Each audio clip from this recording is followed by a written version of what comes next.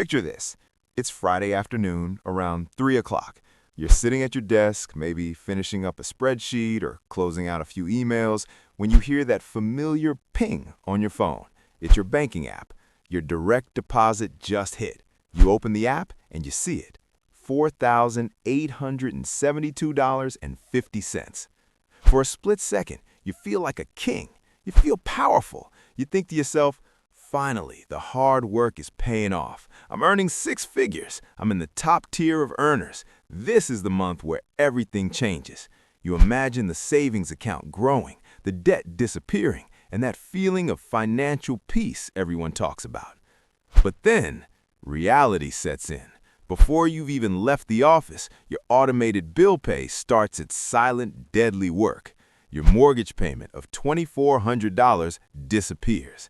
Then comes the car payment for that SUV you needed, $650. The insurance hits, the internet bill, the gym membership you used exactly twice last month.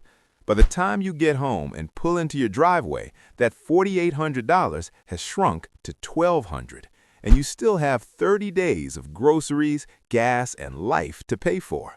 Suddenly, you're looking at your balance with that same familiar knot in your stomach, wondering how you could make $100,000 a year and still feel like you're drowning.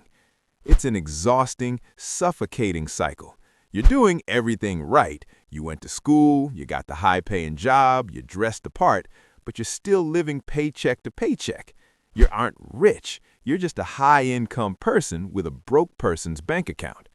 My name is John, and I spend way too much time thinking about the psychology of consumer spending and the math of wealth building.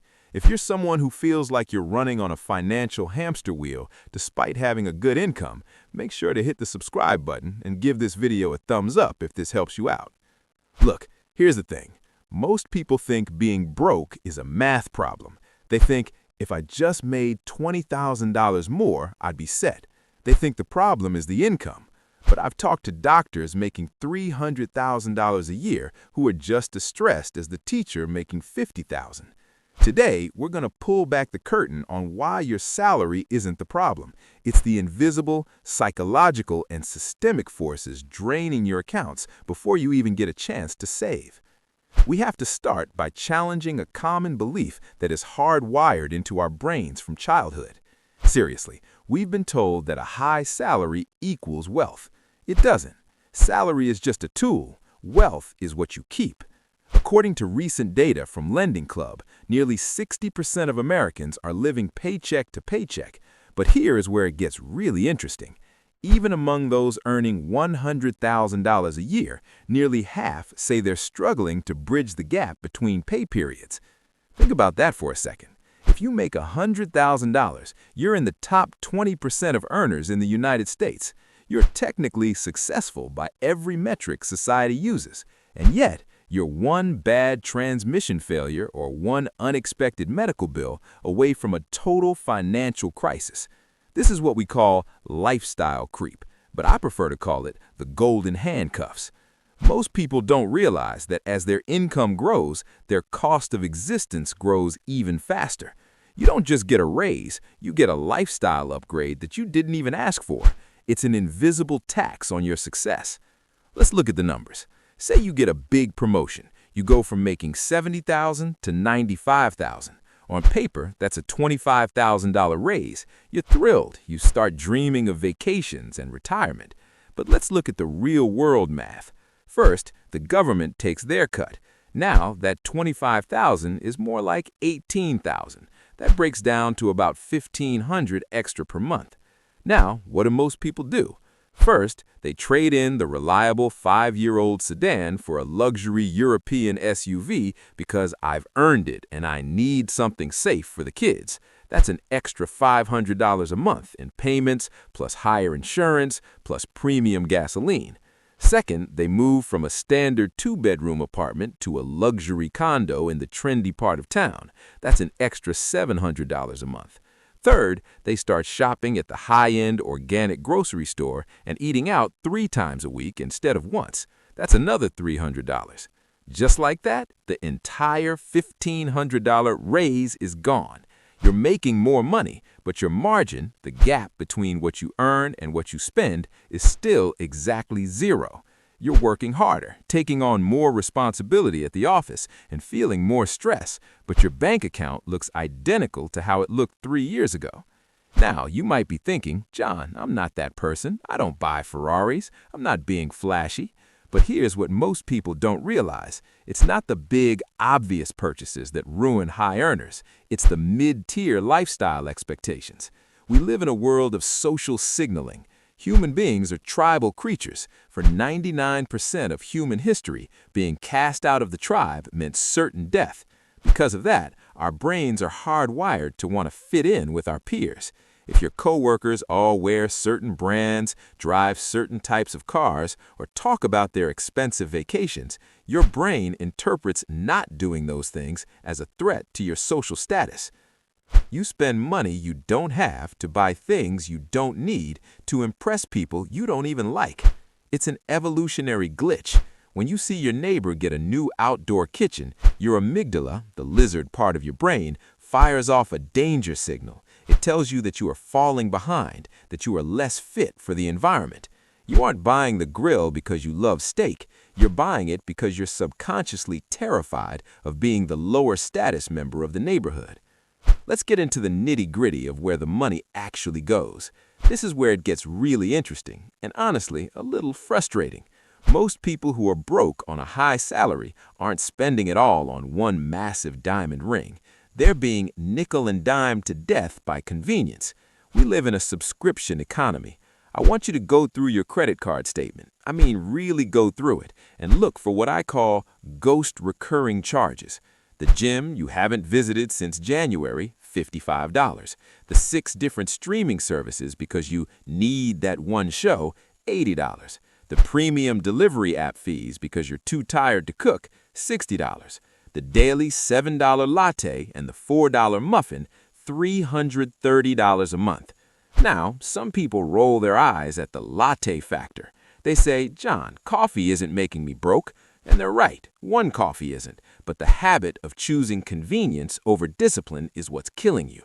If you're spending $25 a day on convenience, Uber Eats because you didn't meal prep, Starbucks because you're bored, a subscription you forgot to cancel, that's $750 a month. Let's do some wealth math. If you took that $750 a month and invested it into a basic S&P 500 index fund with an average 7% return over 30 years, that would be worth over $880,000. You aren't just spending $25 on a burrito and a coffee. You are literally burning nearly $1 million of your future freedom. That is the price of convenience. Now, let's talk about the biggest mistake high earners make. This is the one that keeps people trapped for decades. They over-leverage on their primary residence. Banks are in the business of selling you debt. When you go to get a mortgage, they will often approve you for a payment that is 35 or even 45% of your gross income. This is absolute insanity. When you factor in property taxes, homeowners insurance, the HOA fees, and the inevitable something broke fund, because something always breaks, you are left with zero breathing room. If you make $12,000 a month and your mortgage is $5,000 and your car payments for the family cars are $1,500, you are one downsizing event or one corporate restructuring away from total ruin. You aren't rich. You're just a high-volume pass-through entity for the bank's money. You're a middleman. The money comes in from your boss, stays in your account for 6 hours, and then goes to the bank. Here's a hard truth. High earners often have the worst debt. Why? Because their high income gives them a high credit limit. If you make $40,000, the bank might give you a $5,000 credit card. If you make $200,000, they'll give you a $50,000 limit and a $100,000 line of credit. Most people use this available credit as an extension of their income. They think, I can afford the monthly payment, so I can afford the item. No, if you cannot pay for it in cash today, you cannot afford it. Debt is like a weight tied to your ankles while you're trying to swim. Every small monthly payment, the buy now, pay later for the furniture, the solar panel loan, the boat loan, adds 5 pounds of lead. Eventually, even the strongest swimmer, the highest earner, will sink. So, how do we fix this? How do you stop being a high-income, broke person and actually start building wealth? It's not just about spending less, it's about changing your entire relationship with the math of your life. You need to find your margin.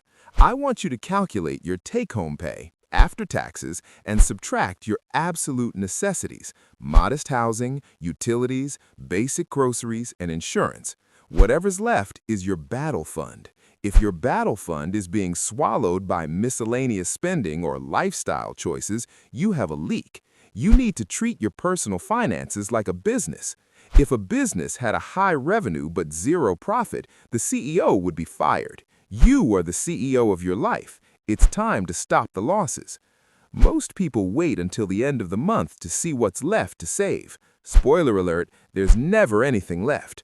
Parkinson's law states that work expands to fill the time available for its completion. The financial version of this is spending expands to fill the income available. You need to pay yourself first. Set up an automated transfer the day your paycheck hits. If you want to save 25%, take it out immediately into an account you don't look at. You will be surprised how quickly your brain adapts to living on the remaining 75%. When the money isn't in your checking account, the urge to buy that random thing on Amazon disappears. We live in the age of frictionless spending. With Apple Pay and one-click ordering, you can spend $1,000 in 3 seconds without your brain even registering that you've lost wealth. Before any non-essential purchase over $100, you must wait 48 hours. This kills the dopamine-driven impulse buy.